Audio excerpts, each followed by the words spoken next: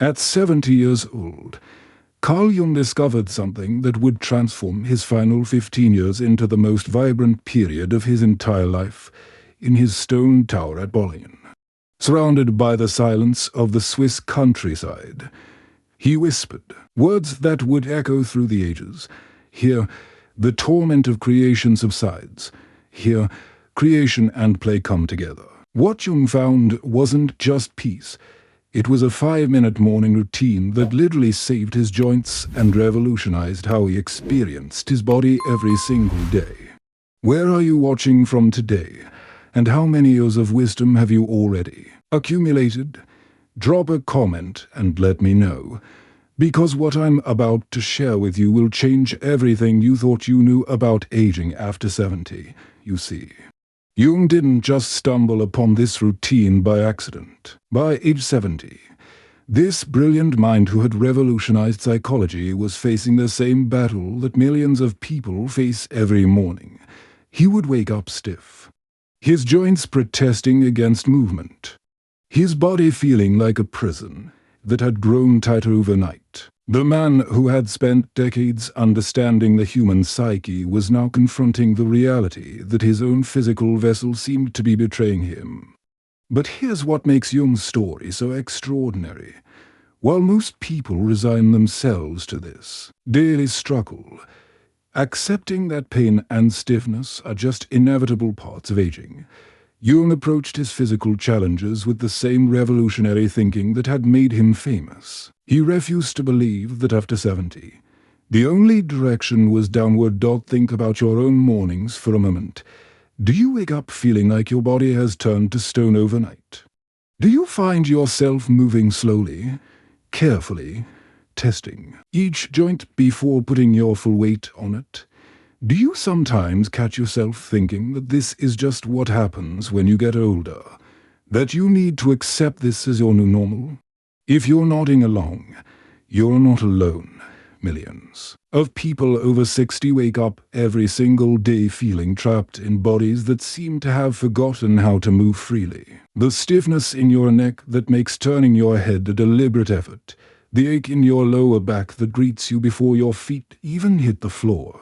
The way your knees seem to need a moment to remember their job when you first stand up. But what if I told you that Jung discovered something profound about this daily struggle? What if the man who gave us concepts like the collective unconscious and psychological archetypes also unlock the secret about how our bodies and minds can work together to create morning vitality instead of morning misery? Jung understood something that modern medicine is only now beginning to grasp. He saw that the body isn't separate from the mind, that physical stiffness often reflects psychological stagnation, and that gentle, intentional movement could awaken not just our joints, but our entire sense of ALVENESS. In his private writings, Jung described how he began to see his morning stiffness not as an enemy to fight, but as his body's way of asking for attention, for care, for a kind of loving dialogue. He wrote about learning to listen to what his body was telling him, rather than simply enduring its complaints. This shift in perspective led him to develop what he called his morning awakening ritual. It wasn't complicated. It wasn't time-consuming, and it didn't require any special equipment. But it was based on a revolutionary idea that your body at 70, 80, or even 90 still has an incredible capacity for renewal and vitality. Jung lived this truth right up until his death at 85. Visitors to his tower at Bologna in his final years were amazed to find not a frail, elderly man, but someone who moved with purpose and grace, who radiated an energy that seemed to defy his age. His assistants reported that he would work in his garden, climb stairs without hesitation, and engage in conversations with a mental sharpness that left much younger people struggling to keep up. But perhaps most remarkably, Jung understood that this physical vitality wasn't separate from his psychological and spiritual growth. In fact, he believed that the second half of life, particularly the years after 70, represented the greatest opportunity for what he called individuation. The process of becoming who you're truly meant to be, this is where Jung's approach becomes truly revolutionary. While our culture tends to view aging as a process of decline, Jung saw it as a process of refinement. Like a master craftsman finally having the tools and wisdom to create their greatest work. He believed that the challenges of an aging body weren't obstacles to this growth, but actually essential parts of the journey. In your comments, I want you to share something with me. What's your biggest physical challenge first thing in the morning? Is it the stiffness in your joints? The low energy that makes getting out of bed feel like climbing a mountain? The way your body seems to need more and more time to warm up before you feel human again? Don't hold back. Be honest about what you're experiencing. Because I guarantee you that others watching this video are dealing with the exact same things. We're going to build a community here of people who refuse to accept that physical decline is inevitable, who understand that our best years don't have to be behind us. Jung's approach was built on 4 fundamental principles that he discovered through years of careful observation and experimentation. These weren't abstract psychological theories, but practical, actionable strategies that he used every single morning to transform his relationship with his aging body. The first principle that Jung discovered was something he called the sacred dialogue with your body. He believed that your body is not just a machine that carries you round, but actually a wise teacher that has been speaking to you your entire life. The problem is, most of us have never learned how to listen. Jung would begin each morning by sitting on the edge of his bed for just 60 seconds, placing his hands gently on his chest, and asking his body a simple question: "What do you need from me today?" This wasn't some mystical practice. It was practical psychology applied to physical wellness. He understood that your body holds emotional memories, stress patterns, and wisdom that your conscious mind often overlooks. But here's where Jung's approach becomes immediately practical for you. After this brief moment of connection, he would begin what he called his awakening sequence. The first movement was so simple that you might be tempted to dismiss it. But Jung discovered that it held the key to unlocking stiffness throughout his entire body. He would slowly roll his shoulders, backward 5 times, then forward 5 times. Not the quick, perfunctory shoulder rolls you might do without thinking, but slow, deliberate movements where he paid attention to every sensation. Jung wrote that he could actually feel his energy beginning to circulate with these simple rotations, as if he was manually starting the engine of his body each morning. What Jung understood intuitively, modern science has now confirmed. When you wake up, your synovial fluid, the lubricant in your joints, has thickened overnight. These gentle shoulder movements begin to warm and circulate this natural lubricant, preparing your joints for the day ahead. But Jung took this a step further by combining the physical movement with what he called conscious breathing. As he rolled his shoulders, Jung would breathe in for 4 counts and out for 6 counts. This wasn't just random. It was based on his understanding that longer exhales activate your parasympathetic nervous system, telling your body that it's safe to relax and heal. The combination of gentle movement with conscious breathing created what Jung described as a morning meditation in motion. Try this right now. Even as you're watching this video, place your hands on your chest, take a deep breath, and ask your body what it needs today. Then slowly roll your shoulders backward 5 times, breathing in for 4 counts and out for 6. Notice how even this simple movement begins to shift something in your body. How your chest opens up, how your neck feels less tight. Jung's second principle was what he called movement as medicine for the soul. He discovered that certain types of movement didn't just affect your muscles and joints. They actually influenced your emotional state and mental clarity. This led him to develop what became his daily 3-minute walking meditation every morning, regardless of weather. Jung would step outside his tower at Bollingen and walk slowly in a circle round his property. But this wasn't ordinary walking. Jung would synchronize his steps with his breathing, taking 2 steps for each inhale and 3 steps for each exhale. This rhythm, he discovered, naturally slowed down his mind and created what he described as a moving meditation. The genius of Jung's approach was that he understood walking isn't just about cardiovascular exercise.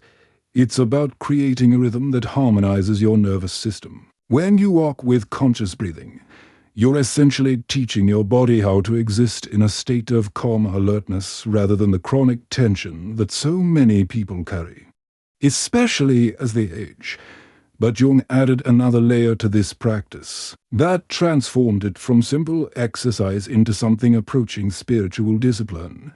As he walked, he would practice what he called gratitude scanning with each step. He would internally acknowledge something his body had done for him throughout his life. These legs have carried me through 70 years.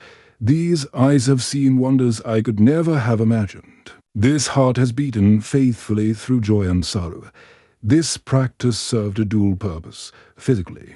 The gentle walking helped to increase circulation and reduce inflammation throughout his body. Emotionally and psychologically, the gratitude practice shifted his relationship with aging from one of loss and decline to one of appreciation and wonder. Modern research has validated Jung's intuitive understanding. Studies show that gentle walking, especially when combined with mindful breathing, increases the production of brain-derived neurotrophic factor, a protein that helps grow new brain cells and protects existing ones. It also reduces inflammatory markers throughout the body, essentially providing a daily dose of anti-aging medicine that costs nothing and requires no prescription. But perhaps most importantly for people dealing with morning stiffness and joint pain, this type of gentle movement increases the production of synovial fluid, the natural lubricant in your joints. Within just 3 minutes of mindful walking, your body begins producing more of this crucial fluid, which can reduce stiffness and pain for hours afterward. Jung also discovered that the timing of this walk was crucial. He found that morning movement, when done within the first hour of waking, had effects that lasted throughout the entire day. Your body's natural cortisol rhythm means the gentle exercise in the morning helps regulate your stress response for the next 24 hours. Here's something you can try starting tomorrow morning, and I want you to come back and tell me in the comments how it feels. Before you do anything else, before you check your phone or start thinking about your day, step outside for just 3 minutes.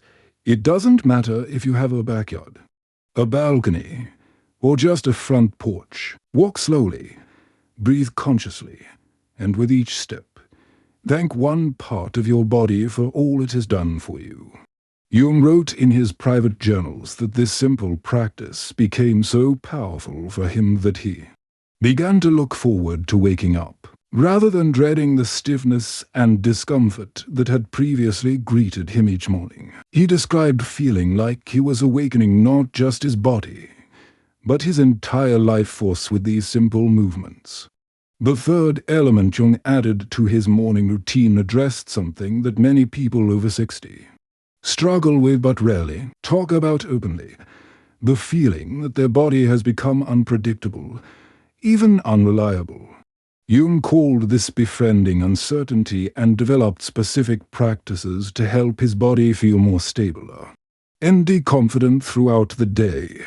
Jung's third principle emerged from his deep understanding of what he called the body's natural wisdom. He noticed that when people become afraid of their physical limitations, they often stop moving in ways that could actually help them. Fear of falling leads to less walking. Fear of pain leads to avoiding gentle stretches. Fear of looking foolish leads to abandoning activities that once brought joy. Jung developed what he called circular energy practice to address this fear while simultaneously improving balance, flexibility, and joint health. Every morning, after his walking meditation, Jung would spend exactly 90 seconds performing slow, circular movements with different parts of his body. But these weren't random exercises. They were based on his observation that circular motion naturally follows the body's energy pathways and helps prevent the kind of rigid, linear thinking that often accompanies physical stiffness. He would begin by standing with his feet slightly apart and slowly rotating his ankles, first clockwise, then counterclockwise. 5 times in each direction. Jung discovered that the ankles are like the foundation of a house. When they're mobile and strong, everything above them works better. As he moved his ankles, he would visualize energy flowing up from the earth through his feet, imagining that each rotation was drawing strength and stability into his entire body. Next, Jung would place his hands on his hips and make slow, gentle circles with his pelvis. This movement, which he initially felt self-conscious about, became one of the most transformative parts of his routine. Jung wrote that modern life, with all its sitting and rigid postures, creates what he called energetic blockages in the pelvis, the body's center of power and movement. The pelvic circles served multiple purposes. Physically, they helped maintain mobility in his lower back and hips, areas that tend to become stiff and painful as we age. Emotionally, Jung found that this movement helped him reconnect with a sense of vitality and aliveness that he had thought was lost to his youth. Psychologically, the circular motion seemed to unlock creative energy that had been trapped by years of sitting at desks and moving in straight lines. Modern physical therapy has validated Jung's intuitive understanding. Hip mobility is directly connected to lower back health, and gentle circular movements help maintain the range of motion that prevents injury and reduces pain. But Jung's approach went beyond just physical benefit. He understood that when you move your body's center of power with intention and awareness, you're actually reprogramming your nervous system to feel more confident and stable. The final part of Jung's circular practice involved his arms and shoulders. He would extend his arms out to his sides and make slow, controlled circles, gradually increasing the size of the circles until his arms were moving in full rotations. Jung described this as painting circles of energy in the air around my body. And he found that this movement not only improved his shoulder mobility, but also seemed to expand his sense of personal ease and presence.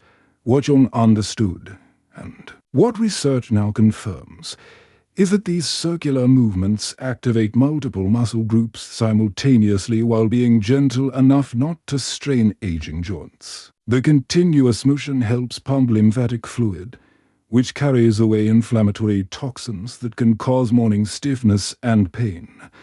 But perhaps most importantly, Jung discovered that performing these movements with conscious intention, rather than just going through the motions, created what he called embodied confidence. By deliberately moving his body through space with grace and control, he was training his nervous system to feel capable and strong, even as he aged.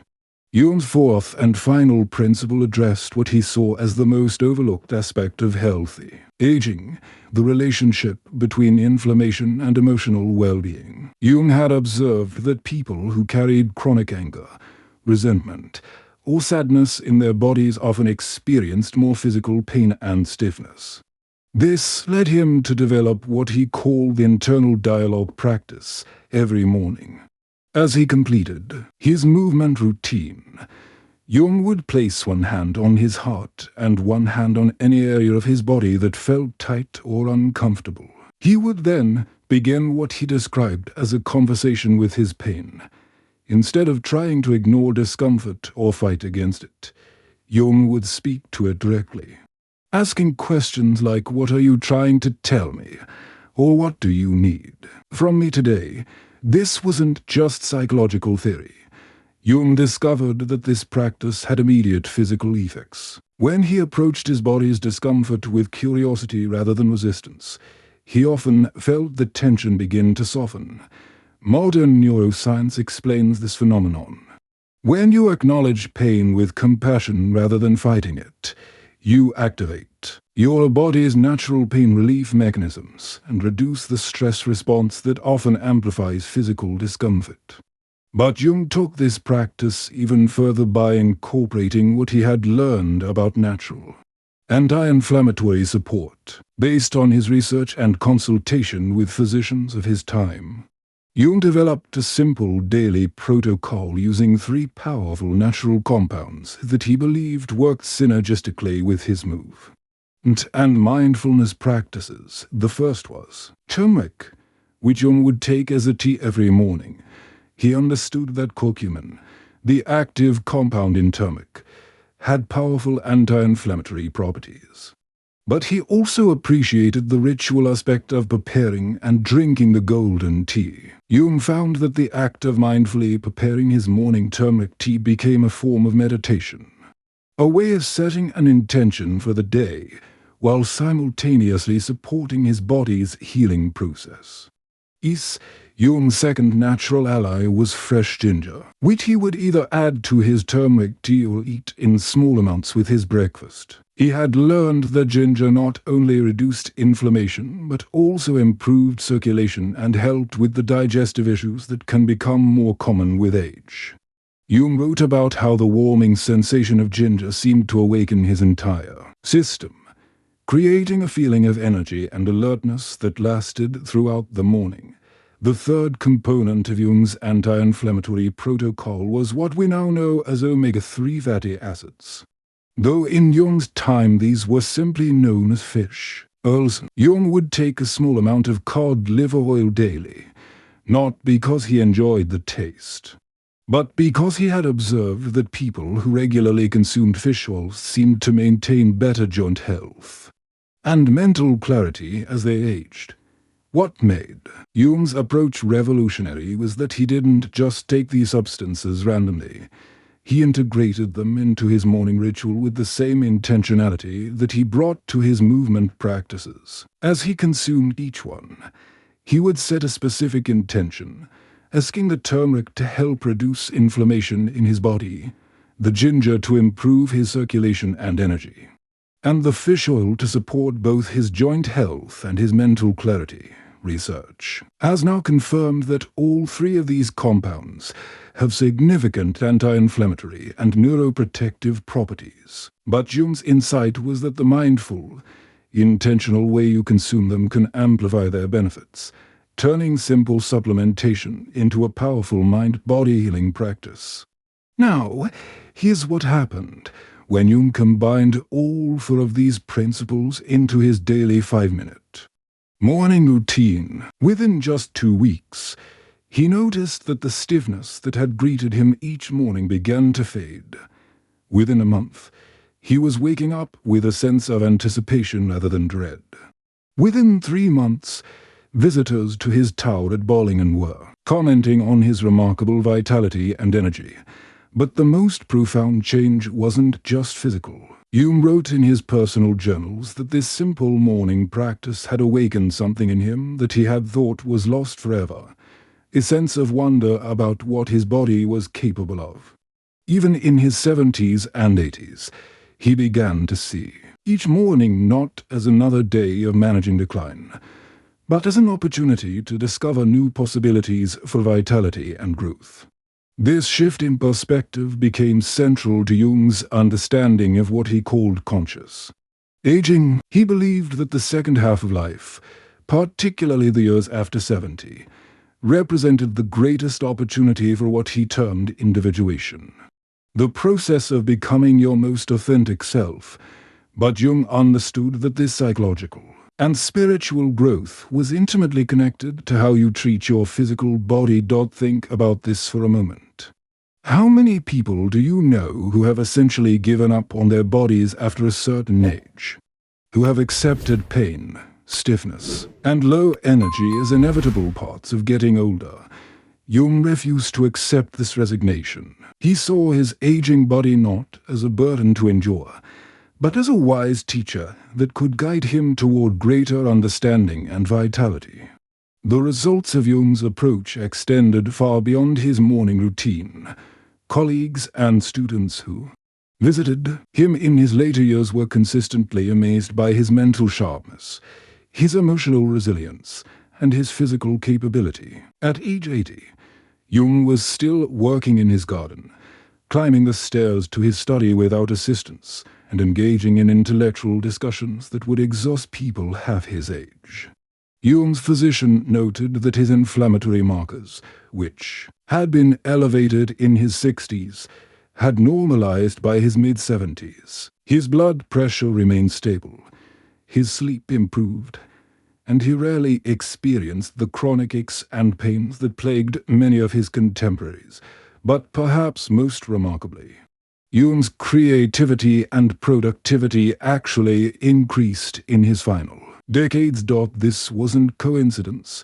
Jung understood something that modern research is now confirming: that gentle, consistent movement combined with anti-inflammatory nutrition and mindful awareness creates a powerful synergy that can literally slow the aging process at a cellular level. When you reduce chronic inflammation, improve circulation, and support your body's natural healing mechanisms, you're not just feeling better day to day. You're actually changing how your body ages. But Jung's greatest insight was that this physical transformation was inseparable from psychological and spiritual growth. He wrote that as his body became more flexible and vital, his mind became more creative and open. As his morning stiffness decreased, his emotional resilience increased. As his energy improved, his sense of purpose and meaning deepened. This is the profound truth that Jung discovered in his 70s, and that you can begin experiencing starting tomorrow morning. Your body at 60, 70, 80, or beyond is not a machine that's inevitably breaking down. It's a living system with remarkable capacity for renewal, healing, and even improvement. But this renewal requires your conscious participation, your loving attention, and your willingness to see aging not as decline, but as evolution. Now, I want you to imagine something. Imagine waking up tomorrow morning, and instead of immediately thinking about all the things that hurt or feel stiff, you begin with Jung's 60-second body dialogue.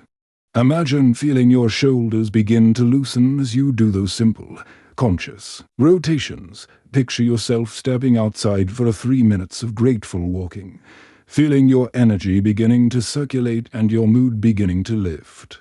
Envision yourself performing those gentle circular movements, feeling your body remember that it's designed for graceful motion, not rigid stiffness. And imagine ending your routine with that loving conversation with any remaining discomfort, approaching your body with the same compassion you would show a dear friend who needed care.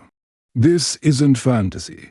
This is the reality that Jung lived and that thousands of people have discovered when they approach their aging bodies with consciousness, compassion, and practical wisdom. The 5 minutes you invest in this morning routine can transform not just how you feel physically, but how you experience your entire day.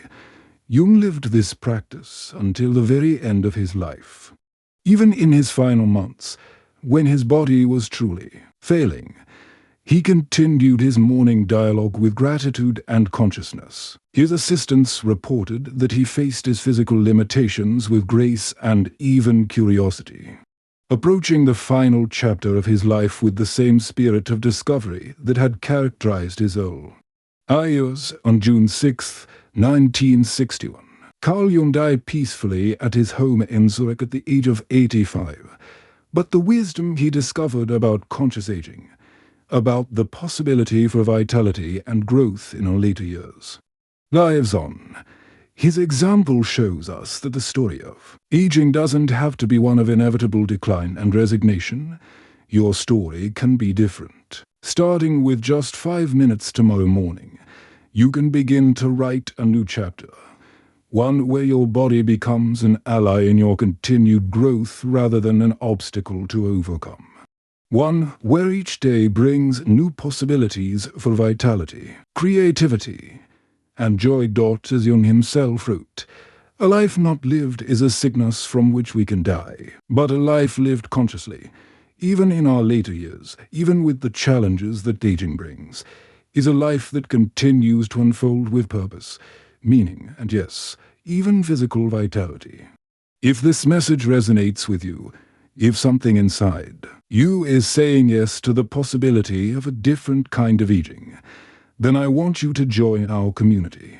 Subscribe to this channel and become part of a growing movement of people who are redefining what it means to be young at 60, 70, 80, and beyond. Share this video with someone you love who might need to hear this message. Leave a comment telling me which of Jung's 4 principles speaks most strongly to you, and tomorrow morning, give yourself the gift of those 5 minutes. Your body has been waiting patiently for you to remember that it's never too late to begin. Again, together, we're proving that our best years don't have to be behind us. Together, we're discovering that aging consciously is not about fighting time, but about dancing with it. Welcome to the beginning of the best chapter of your life.